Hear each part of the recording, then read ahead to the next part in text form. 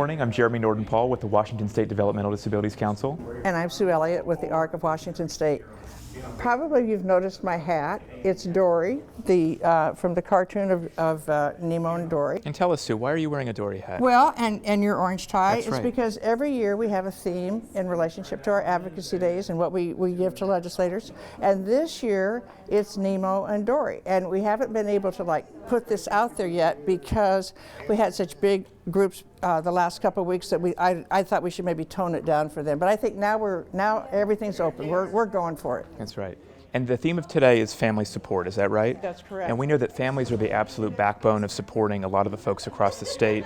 And I heard an interesting statistic recently that about 80% of people who receive DDA services and supports receive support and care in their home with their families, which is pretty incredible. Well, nationally, that's about the correct percentage, is that most people live at home with their folks. And although we provide families some support, I think there's always more that we can advocate for to make sure that the families have the support they need so they can continue to support their sons and daughters. Right. So any bills, any policies that go to support families, we know are ultimately going to support people with disabilities as well. Mm-hmm. Right. A couple bills that we're watching is that there's one that Senate Bill 6040, and it has to do with including the individual family support waiver and the basic plus waiver in the maintenance level budget, which would be really, really important. It would mean that individuals that needed that level of support from either waiver would be able to automatically get it.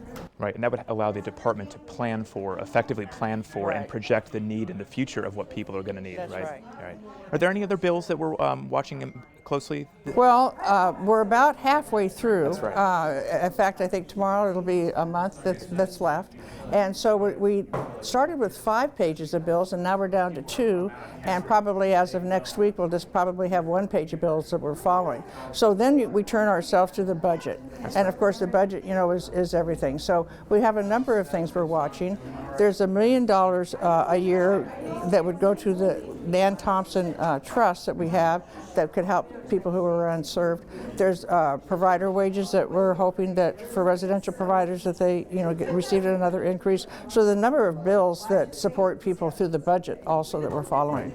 Right, and if I understand it correctly, Sue, a policy bill can pass, but unless money for that policy gets included in the budget and approved in the budget, that policy will not actually get funded. Is that right? Well, there's several ways to get money. One is through what's called a budget proviso, and that's when the legislature puts language in the budget itself that directs the agencies to do things. Or you can have a policy bill that has a budget attached to it. So, for example, the voluntary placement bill for children who are in foster care.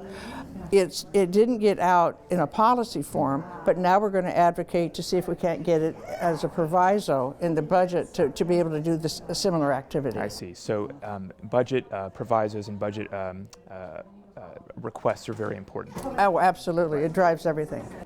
And here's Larry Hill to get us more information. What are they saying, Larry?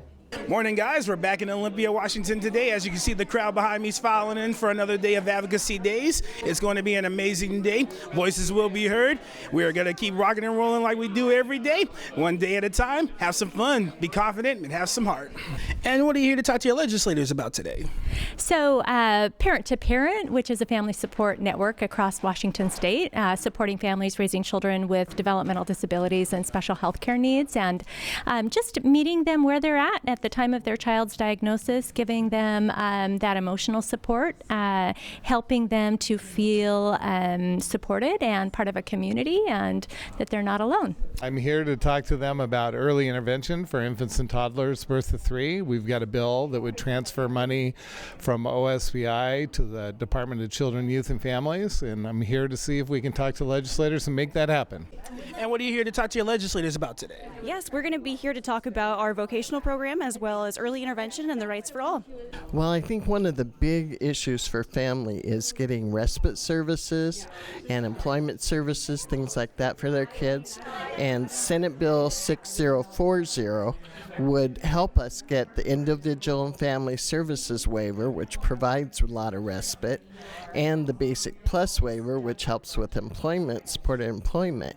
And it would put those 2 waivers in maintenance level on our state budget so that legislators would not have to worry about trying to put it into the budget But if they cut it out of the budget, that doesn't look so good for them. So we're really hoping that bill passes. So we have about a month left of legislative session, but now is a great time to get involved if you haven't gotten involved already. There are lots of different ways that you can do that. What are some of the ways that people can be involved? Well, people can email, they can phone, they can text, they can be on Facebook. There's a number of ways, but it's important that you do something now, because session is halfway over and it's critical.